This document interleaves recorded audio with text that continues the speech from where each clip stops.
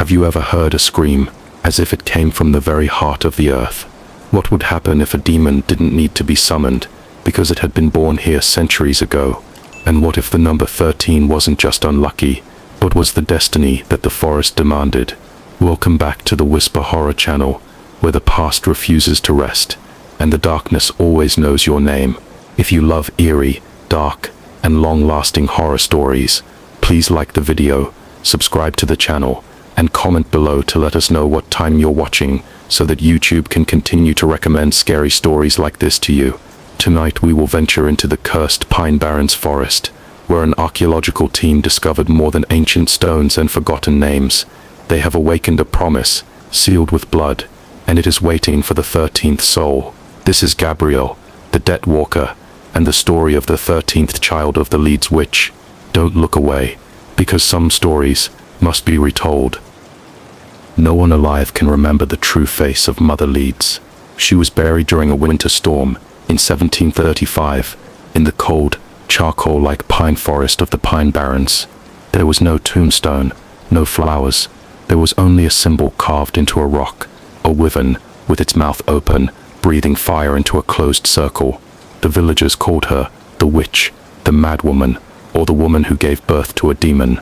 But in the memories of the oldest families in New Jersey, it is known that she was the eldest daughter of an ancient family, the Leeds bloodline, witch blood from the European witch hunts that fled to the New World. The Leeds family once lived in a brownstone manor deep in the forest, where there were no roads leading to it, other than trails that only appeared when the moon was red. On the great hall's large wall, the family crest was hung high, a two-headed wyvern, one head facing the sky, the other plunged into the earth, symbolizing the oath, "Connect heaven and hell through my flesh and blood." That family worshipped Satan as the creator, not with obvious sacrificial rituals, but with silent magic implanted into each generation. They gave birth to children, and raised them like sowing seeds in a century-long ritual. Each child born carried a sign, a talent, and a purpose. But with the 13th child, everything went beyond their calculations. Mother Leeds, in the throes of childbirth, did not curse her child as the rumors say. She prayed, with a voice that was no longer human. In the pain of labor, she called out, "Ruler of darkness, take my flesh as a gateway.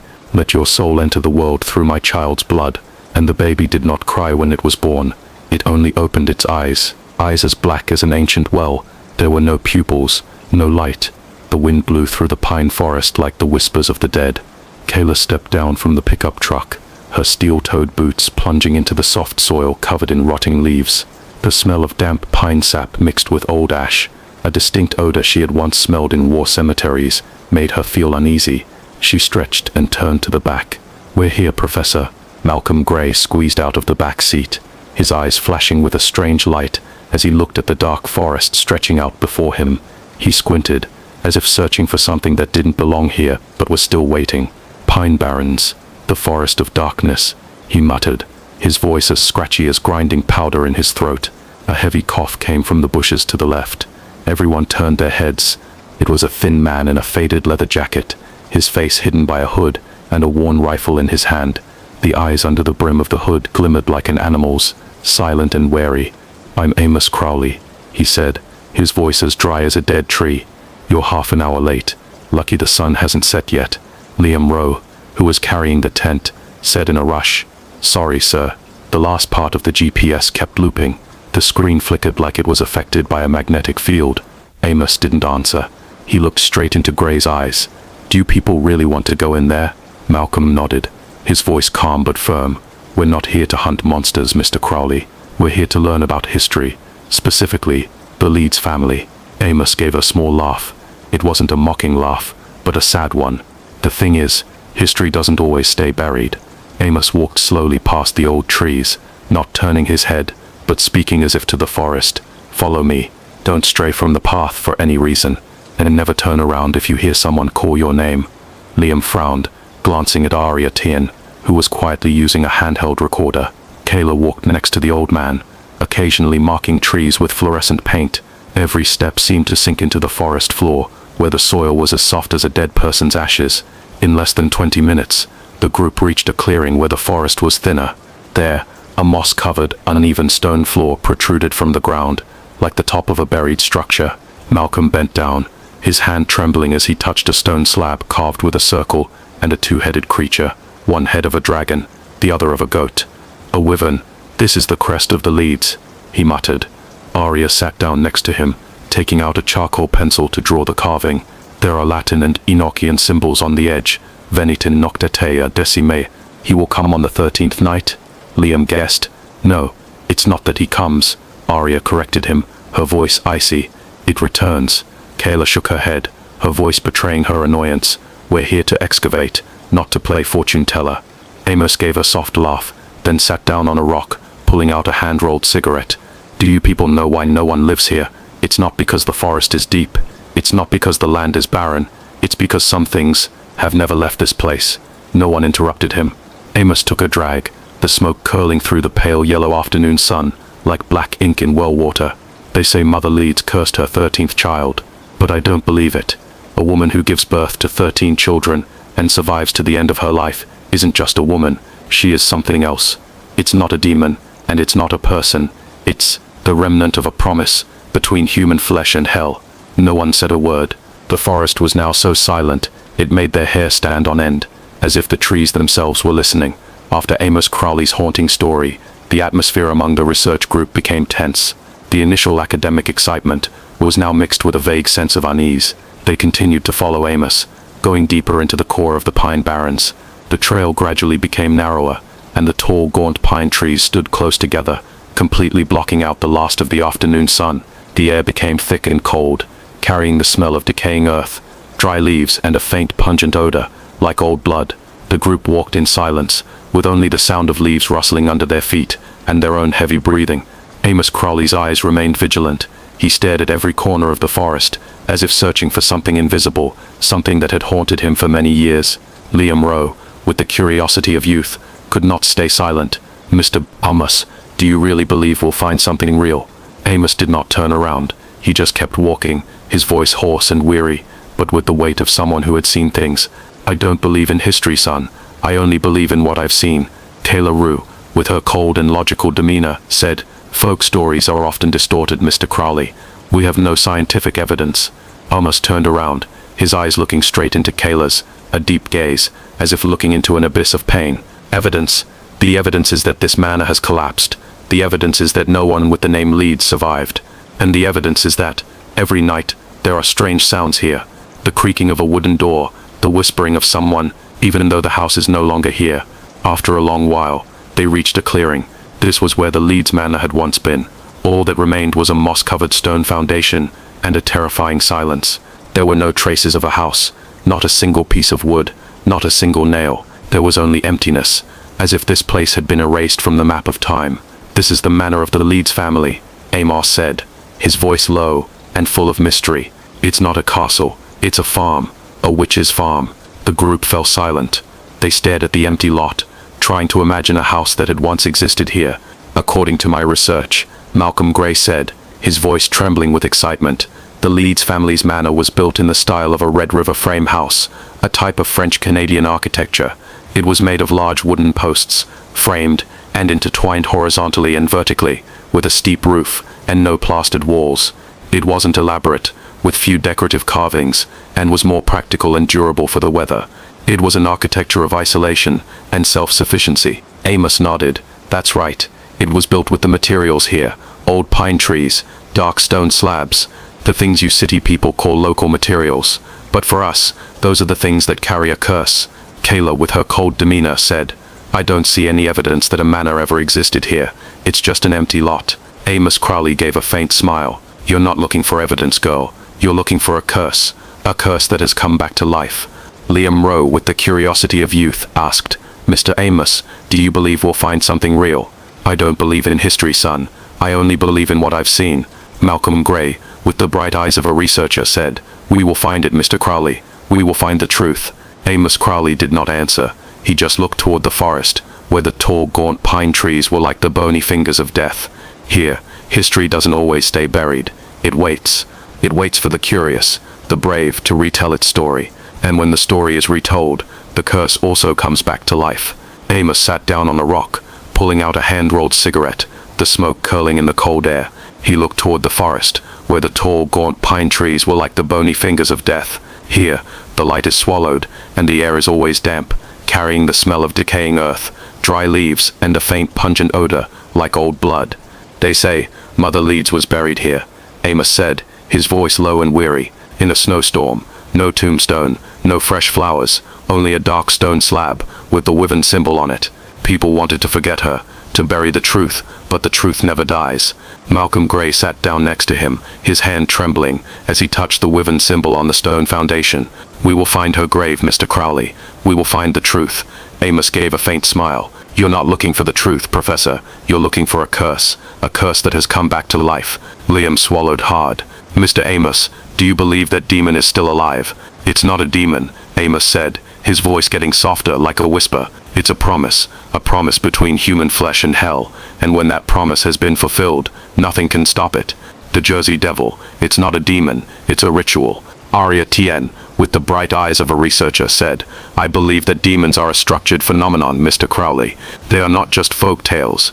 They have a system, their own rules, and if we can find those rules, we can control it. Amos turned to look at Arya, his eyes filled with sadness. Demons have no rules, girl. They only have one law, the law of destruction. Amos stood up, dusting off his clothes. He looked toward the forest, where the tall, gaunt pine trees were like the bony fingers of death. Here, history doesn't always stay buried. It waits. It waits for the curious, the brave, to retell its story. And when the story is retold, the curse also comes back to life. And I am the one who came to collect. After saying that, he turned and walked into the forest. The group followed him. They didn't know that they were following a trail that only appeared when the moon was red, and it would lead them to a place from which they would never be able to return. As they went deeper into the forest, they began to see traces of a village. It was not a normal village, but a village of ghosts. There were moss-covered stone foundations, rotten pieces of wood, and simple wooden gates to mark the boundaries, with no symbolic or decorative purpose. This is the village of the Leeds family, Amos said, his voice low and full of mystery. The place where they once lived, where they once performed black magic rituals, a village along the river, where the houses and outbuildings were often located along the riverbank or the trail. The place where they once lived as cursed people. Malcolm Gray, with the bright eyes of a researcher, said, This is a great discovery, Mr. Crowley. We will find the truth. He just looked toward the village, where the collapsed houses were nothing but moss-covered stone foundations and a terrifying silence. Here, history doesn't always stay buried. It waits. It waits for the curious, the brave, to retell its story, and when the story is retold, the curse also comes back to life, and I am the one who came to collect. After saying that, he turned and walked into the forest. The group followed him. They didn't know that they were following a trail that only appeared when the moon was red, and it would lead them to a place from which they would never be able to return. Night fell quickly in the Pine Barrens, as if the forest swallowed the sunset. After a long day of traveling and initial surveying, the group decided to set up camp right on the large stone foundation, next to the cellar entrance that Arya called the path to the altar. The air was damp and cold, carrying the smell of decaying earth, dry leaves, and a faint pungent odor, like old blood. Kayla Roux sat silently in her tent, listening to the rustling wind circling the old pine trees. Her eyes scanned the topographic map, and her hand drew another faint red line, marking the areas they had surveyed today. 3 crosses, 1 circle. Everything was still within calculation. Outside, the campfire light shone on the gaunt pine trees, like the fingers of a dead person.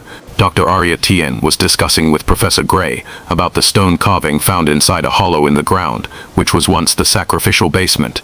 The mixed symbols of semi-ancient Latin and Enochian characters had not been fully deciphered, but Arya believed that they were not just religious. It could be an invitation, she said, her voice excited, a summoning ritual, or a sealing one, depending on the interpretation. We don't have all the pieces of the stone yet, Gray said thoughtfully, but I'm sure the 2-headed wyvern symbol isn't just a crest. Liam sat on the other side of the fire, continuously writing with a charcoal pencil.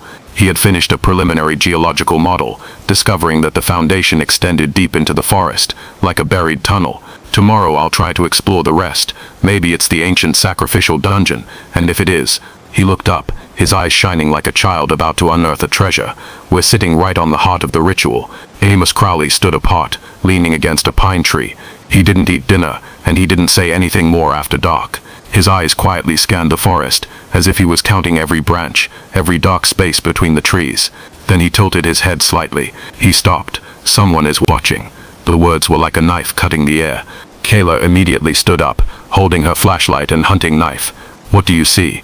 Amos did not answer. He just pointed. Everyone turned to look in that direction. Far away, where the forest began to get thicker, where the light could not reach, there was a pair of eyes. There was no mistake.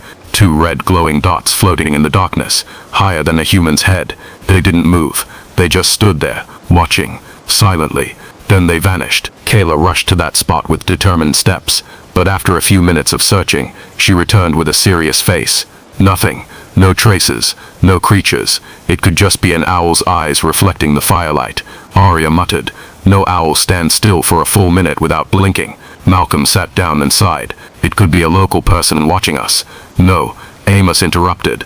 The locals don't go into this forest after sunset. No one is that stupid. No one responded. Only the campfire continued to crackle like a person's heart about to break. The next morning, at 6 a.m., Liam was the first to discover the traces. Near the stone foundation behind the camp, there were 3 footprints etched into the damp ground. They were not deep, but they were unusually long. Each print had 3 long, sharp toes like a bird's claws, with a slight furrow as if something was gliding on the ground without weight. Kayla checked each print.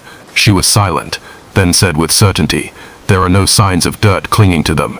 No real claws. No movement pattern. These are not animal footprints." Arya bent down, taking a picture with her phone. "It's not human either, unless that person walks barefoot with bird claws and glowing eyes." Malcolm remained silent, turning over his old notes. He stopped at a page where the handwriting was so bold it looked like it was written in a panic. It was a passage from a colonial document. "It doesn't walk like a man. It doesn't fly like a bird. It glides through dreams like a hungry shadow." End of chapter 3. That night, they still set up camp at the same place. Despite their lingering unease, everyone felt excited, because for them, as researchers, fear was only a temporary state, but discovering something that no one had dared to touch was glory. Only Amos still sat by the old tree, his eyes not looking at the forest, but looking through the flames, as if searching for old memories. And in his heart, he knew those red eyes weren't looking at them, they were counting them. The small town of Haddonfield's Edge, nestled on the edge of the Pine Barrens, like an old scar on New Jersey's aging skin, was a place where history and legend intertwined, making them difficult to distinguish. Gabriel arrived on an October afternoon, when the sun was nothing but a dim halo behind thick clouds. He walked, with no luggage, no car. There was only an old iron lantern, its surface rusty, hanging from his belt, and a leather-bound notebook that had turned the color of dried blood. He was a strange man who did not belong here, but he seemed to be looking for something that had been forgotten for a long time. The only pub in town was called the Hollow Briar, a damp place with dim yellow light that smelled of old cigarettes, malt liquor, and stories no one wanted to retell. It was a place where the locals often gathered to exchange stories that they didn't dare to tell during the day. Gabriel said nothing when he entered. He sat down in a dark corner near the fireplace, where the fire burned without giving off warmth, like a fire of the soul rather than of matter. The landlady, an old woman with grey hair tied at the back of her neck, looked at him with wary eyes. It wasn't fear, it was recognition, a recognition of someone who had witnessed too many horrors. Gabriel nodded a greeting. She did not respond. A group of 3 men were sitting at the bar. They were wearing hiking clothes, their shoes covered in mud, and a glass of liquor in their hands. One of them had just returned from the Pine Barrens, the guide for the archaeological team. His name was Carl, a thin man with eyes full of panic. I told them they wanted to go into the forest, so I just guided them. Carl's voice was trembling, the glass of liquor in his hand clinking like bones rattling together. They're scholars, talking about the Leeds house, about the wyvern, about history, those city people. But the night before last, he swallowed hard. His face was as pale as a bloodless corpse. I saw it, the red eyes, standing among the trees. It wasn't human, not an animal, not a shadow. It was all of them. The man sitting next to him laughed, but it was a forced laugh, an attempt to hide his fear. "You're drunk, Carl." Carl shook his head, gripping his jacket. His eyes were unblinking, as if haunted by a terrifying image. "I swear, I left them behind." His voice choked. "I ran, but I still heard the scream. It was like it was being torn from a throat, like someone being burned alive by sound. The whole pub was silent. The dim light and the sound of the rain outside seemed to intensify the creepiness of the story. Gabriel picked up his glass of liquor, which he had never ordered, and brought it to his mouth. He took a sip. The fire in the fireplace flared up, then died down. "Where is the Leeds Manor?" he asked, his voice echoing in the stillness of the pub. Carl was startled. No one had ever asked him that question in that tone. Not interrogative, not curious, but as if he was sure that Carl had to know. Gabriel looked him straight in the eyes. "How many people?" "6, Carl whispered. 3 scholars, 1 soldier, 1, some kind of religious scholar, and me. But now it's just me." Gabriel stood up, leaving the full glass of liquor on the table. The lantern on his hip lit up. No one saw him touch it. Before walking out of the pub, he stopped. "When old blood begins to wake, the earth will remember the names of those who owe it a debt, and I am the one who came to collect." Scene change. That night, Carl woke up in a torn tent behind the pub, in a half-dream, half-wake state. The wind howled on the tin roof. Outside there were slow footsteps, but they weren't Gabriel's. They were from something else, and the red eyes were watching again. Gabriel walked all afternoon, his shoes covered in the distinctive red mud of the southern New Jersey forest. The Pine Barrens appeared before him, like an endless sea of trees, where the light was filtered through old yellowing leaves, creating pale halos like wandering souls. He didn't carry a map, no navigation devices, but his steps were steady, as if this forest had remembered his figure from other lifetimes. As dusk was approaching, on a trail just wide enough for one person, Carl came crashing out of the bushes, covered in blood and mud, screaming like a trapped animal. "Run! Don't go in! They're all dead!" Gabriel didn't move. Carl stumbled and fell in front of him, his hand clutching Gabriel's leg like a drowning man holding on to a rotting wooden post. "You don't understand. It's real. That demon. It's real. I saw it. I saw its eyes, its teeth, and the blood." Gabriel sat down, gently placing his hand on his shoulder. His voice wasn't loud, but it had something in it that made others unable to not answer. "Tell me," Carl gasped, his throat dry, his eyes darting around wildly. We found the cellar. It smelled like raw meat. But they didn't believe it. They set up camp on top of it. And then I saw its eyes." He was trembling, as if every word was a thorn digging deeper into his memory. "It didn't walk. It glided. It didn't make a sound, but we all heard it." And then Carl stopped. A drop of urine seeped through his muddy pants leg. The scream. It wasn't a human scream. It wasn't an animal's. It was like blood screaming because it was being drained. Gabriel gently squeezed his shoulder. "Did anyone survive?" Carl choked up. "I don't know. I ran. I didn't dare to look back. But there was blood. There were footprints. Footprints like claws, like a dragon's, like a demon's." Gabriel stood up, holding the lantern. The flickering light changed from orange to pale blue, cold and sharp like glass. "You're not the first to have seen it, but you might be the last to remember." Carl looked up, his eyes like a child about to cry. Who are you?" Gabriel turned, the light casting shadows on his chiseled cheekbones like a stone statue, his voice like the wind blowing over dying embers. "I am the Death Walker. Whenever blood flows in the wrong direction, I am called." Then he turned and walked into the forest. Carl stayed, sitting, gasping for air. Behind his back, the wind howled in waves like the breath of a giant creature slowly waking up. Gabriel walked all afternoon, his shoes covered in the distinctive red mud of the southern New Jersey forest. The Pine Barrens appeared before him like an endless sea of trees, where the light was filtered through old yellowing leaves, creating pale halos like wandering souls. He didn't carry a map, no navigation devices, but his steps were steady, as if this forest had remembered his figure from other lifetimes. As dusk was approaching, on a trail just wide enough for one person, Carl came crashing out of the bushes, covered in blood and mud, screaming like a trapped animal. "Run! Don't go in! They're all dead!" Gabriel didn't move. Carl stumbled and fell in front of him, his hand clutching Gabriel's leg like a drowning man holding onto a rotting wooden post. "You don't understand. It's real. That demon. It's real. I saw it. I saw its eyes, its teeth, and the blood." Gabriel sat down, gently placing his hand on his shoulder. His voice wasn't loud, but it had something in it that made others unable to not answer.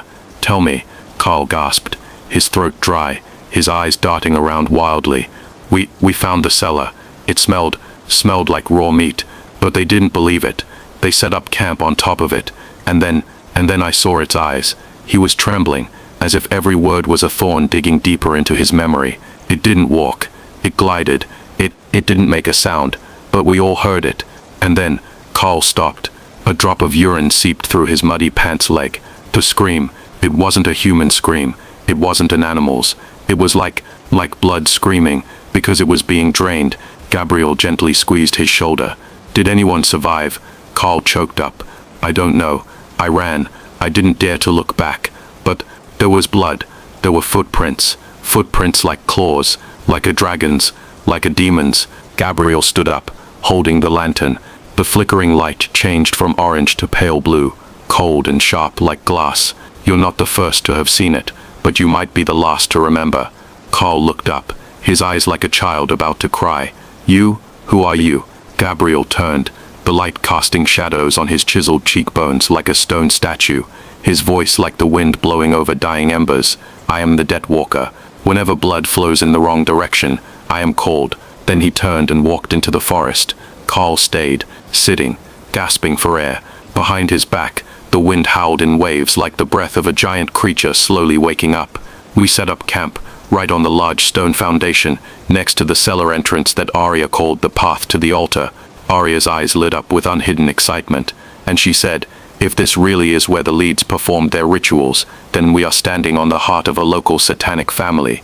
This isn't just an archaeological discovery, this is living proof of ancient summoning rituals. I didn't answer. Under my feet, the black stone slab we had flipped over that afternoon still had old blood on it. Liam's blood. He had cut his hand while surveying, but what chilled me wasn't the blood stain, but the inscription that began to appear under the layer of blood, as if it was only waiting for blood to reveal itself. Venet, tertiae, decime, sanguinem, high has come, 13th night. Blood is the call. That was the third night. Kayla Roux, the only one of us who wasn't superstitious, insisted that everything was still safe. She checked the compass and arranged the tents in a fixed order. She took on the first watch herself. She believed in experience, believing that a forest was still just a forest. As for me, I saw Amos, the old guide, stand for a long time looking at the western part of the forest, where there was no moon, no wind, and where it seemed the trees didn't move. When I went to him, he only said, tonight it will try, but it hasn't taken enough yet. I didn't understand. It was around midnight. The campfire suddenly went out. Not because of the wind, not because of the rain. It just went out. Then the wind started to change direction, not in a regular pattern, but as if someone was breathing very close to your ear, from behind your neck. Then the red eyes appeared, not one, not two, but many pairs of eyes, scattered around the edge of the darkness, high, low, near, far. They didn't move. They just stood still as if counting the heartbeats of each and every one of us. Arya clutched the stone carving like a talisman. Liam crouched down, muttering something that I couldn't hear clearly. Kayla turned on her flashlight and shone it around. Everyone stay quiet. If they're animals, they won't attack unless provoked. But the light didn't reach the eyes. It just swallowed the light. Amos walked into the middle of the camp and relit the fire. His hand was shaking, but his eyes were not. He said, they are sniffing. They need to know who is the weakest. The next morning, I woke up in the tent. Everything was so quiet that not even the birds were singing. Then I heard Arya scream. I rushed out, and I saw only a pool of blood where Kayla had been lying. There were no signs of a struggle, no bones, no torn clothes, just blood, and the three-toed footprints, stretching from the edge of the tent to the edge of the forest, and then they vanished. There was no body, no scream, but the blood was still warm. Amos quietly stepped back, pulled out a handful of black ashes, and drew a circle on his forehead. It has chosen, and tomorrow night there will be one more. Gabriel listened to it all without interrupting.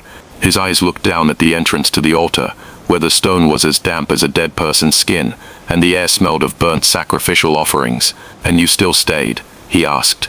Malcolm just laughed. A weak, dry laugh. Science can explain everything, except when it has to face a real demon. That morning, after Kayla disappeared, no one was calm enough to call that place a camp anymore. Arya and Amos discussed retreating. We no longer had our gear. We no longer had a fire. We no longer had faith. "We will follow the river," Amos said, his voice firm. "I know a shortcut through the north bank. If we're lucky, we can reach the village before sunset." Arya insisted on bringing the stone carving. She believed that there was still something that needed to be understood, as if the obsession with the incomplete symbols was eating away at her mind. I didn't object. I just wanted to get out of there. But we never reached the riverbank. It was around noon on the old road. The forest was unusually quiet. No insects, no birds. There was only the sound of our heels hitting the rotten tree roots, and our heavy breathing. Arya was at the back. I turned around after a bend, and she was no longer there. Not a single sound. No scream. Only the stone carving was left on the path. It was broken in two. Amos knelt down. His face was pale. For the first time, I saw that he was truly scared. It doesn't take them both at the same time. It separates them. To sow panic. I heard the rustling of leaves behind me. I turned around, and I saw it. No longer red eyes in the shadows. No longer a gliding shadow, but a living entity, standing in the middle of the pine forest. It was nearly 8 feet tall. Its skin was scorched black as if it had been burned but not peeling. It had a head that was a hybrid of a goat and a horse, with horns and eyes as red as molten rubies. A bat's wings were wrapped around its body, like a cloak made of fresh flesh. Its claws were not long, but broken and sharp, as if they had been digging through graves for centuries. It didn't roar, it laughed. It was a sound that had no voice, only echoing in the bones of your ears, like the sound of metal scraping against a skull. Amos pulled me back, but he was too slow. With one swing of its arm, his body broke in two like a piece of firewood. His body was flung against a tree and fell to the ground, disfigured. I ran. My foot caught on something. My eyes were blurry with tears and blood. I heard it chasing me, not with footsteps, but with the sound of the air being torn by a form that should not exist. I don't know how long I ran. I don't remember how I escaped. I only remember, when I turned around, I saw two figures being dragged toward the altar, and on the large stone slab, there were 11 human-shaped cuts, 11 rituals that had been completed. I understood right away. We weren't the first victims. We were the missing pieces, to make up 13. Ending his story, Malcolm Gray sat panting on the cold stone foundation. Gabriel did not ask any more questions. He stood, the light from his lantern shining on the stone foundation. At that moment, strangely, 11 faint shadows appeared, lying on their backs with their arms outstretched, motionless as if waiting. Gabriel said softly, "Sins can be forgotten, but rituals are not. Once blood touches the earth, it will always find its way back to where it was called." That afternoon, the rain had stopped completely. There was only a thick mist, like smoke from burnt ashes spreading through the forest. On the ground, there were no fallen leaves. There was only black soil and cold stone, as if the forest had turned into a giant tomb. The air was heavy and thick, carrying the smell of decay and a faint, pungent odor like old blood. Gabriel and Malcolm returned to the altar. There was no other choice. There were no reinforcements. There was no time. Fear had swallowed all reason and hope, but deep in his soul, a fire of revenge burned, urging Malcolm to confront the one who had taken his friends. As for Gabriel, his eyes were still cold and calm, like someone who was used to facing death. He knew that every drop of blood, every soul that was stolen, was a debt to be paid, and he was the one who came to collect that debt. They prepared all day for just one night. Under the dim light of dusk, Gabriel created a protective circle with salt, ground silver powder, and holy wood bones taken from the tent of a deceased local. He drew an ancient sealing symbol with Malcolm's blood, just enough to bind the living to the place that needed protection. Malcolm watched his own blood flow out. A feeling of both fear and determination surged in his heart. He was no longer a scholar, but a warrior, a vengeful man. "If it's a demon, can we really win?" Malcolm asked, his voice trembling, but his eyes were firm. Gabriel did not answer. He just said, "This thing doesn't come from hell. It's a gateway. We don't kill the door. We just close it." Malcolm understood. They weren't here to fight a demon, but to seal a ritual that had been performed centuries ago, and now it had come back to life. Night fell, and the ritual began. The altar came to life. Torches appeared from somewhere underground, even though there was no fire. The light flickered, casting shadows on the gaunt pine trees and the cold stone slabs, creating an eerie, ghostly scene. The ghosts of the Leeds family appeared around the stone circle, wearing black cloaks, their faces scorched, their hair blowing in the wind even though there was no wind. They didn't walk, they just glided, quietly, heavy with resentment. Their eyes were empty and soulless, but they were full of hatred. They hovered around the protective circle, like vultures waiting for prey, waiting for a moment of carelessness to attack. At the center of the altar, the Jersey Devil appeared in its true form. Its body was larger than before, its chest was open like a red moon, and its two long horns were intertwined like scythes. There were 11 bloody shadows etched into the ground at the foot of the altar. It needed 2 more. It roared, not with a sound, but with the vibrations of a soul, making the entire forest shake. Malcolm and Gabriel stood inside the protective circle. Their eyes met, full of determination. They knew that this was the final battle, a battle to pay for the sins of the past, and to protect the future. The battle began.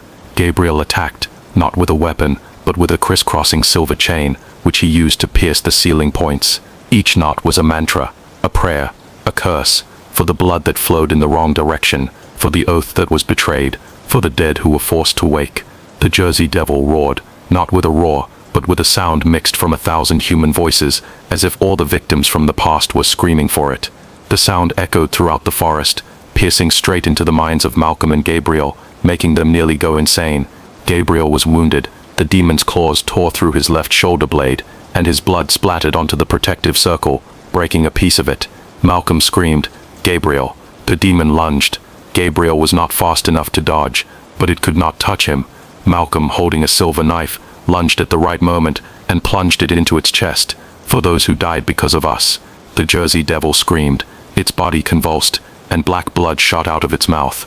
The battle continued. Gabriel used the last piece of the chain, wrapping it around the demon's neck, and dragged it to the center of the altar, where the silver circle exploded with one last flash of light. All the ghosts of the Leeds family screamed at the same time, then disintegrated into ashes and flew back into the forest.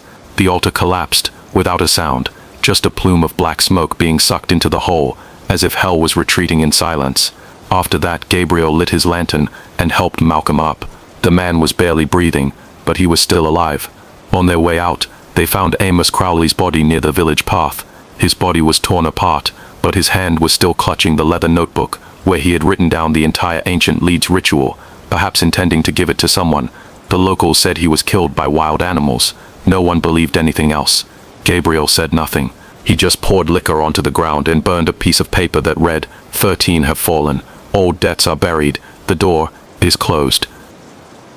Not every truth should be unearthed. Some things are buried, not to be forgotten, but to protect those who come after. Because not every door that opens leads to light. Some doors are only filled with blood and darkness. If this story made you shiver, please like, share, and comment your thoughts below. You can also suggest horror legends that you would like to hear next. We'll see you in the next stories, when the sun has just set, and the forest begins to call your name again. Because once blood is spilled on the ground, it will always find its way back to where it was called.